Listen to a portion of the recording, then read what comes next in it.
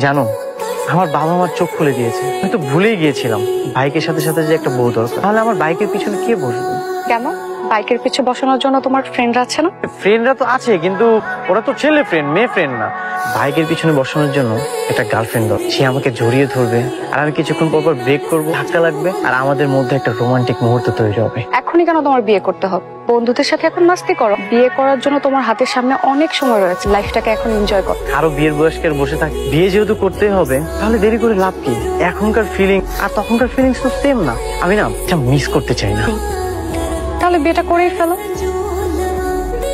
তাহলে আর কি, বিয়েটা করেই ফেল। আপনি কি রাহুল? আরে এটা তো সেই মেয়েটা যাকে আমি ট্রেনে দেখেছিলাম। তাকে তো আমি অনেকদিন ধরে খুঁজতেছিলাম, অথচ সে এখন আমার সামনে। আপনার বাবার সাথে আমার কথা হয়েছে। ব্যাপারটা চমকপ্রদ হলেও বাবা এতদিন একটা ভালো কাজ করেছে। বাসায় গিয়ে বাবাকে একটা থ্যাংক ইউ দিতে হবে। তারপর আপনি আমার আগে চলে আসলেন। আসলে আমি তো বেকার, আমার তো কোনো কাজ কাম নেই। যেহেতু আমার কোনো কাজ কাম নেই, তাই ভাবলাম আমি আগে চলে যাই।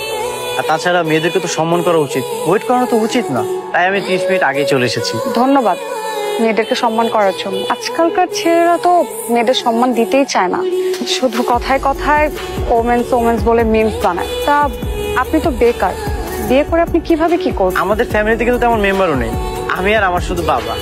আর যদি আমি আপনাকে বিয়ে করি তখন আমাদের ফ্যামিলি মেম্বার হবে মাত্র 3 জন, সেটাও খুব সুন্দরভাবে চলে যাবে।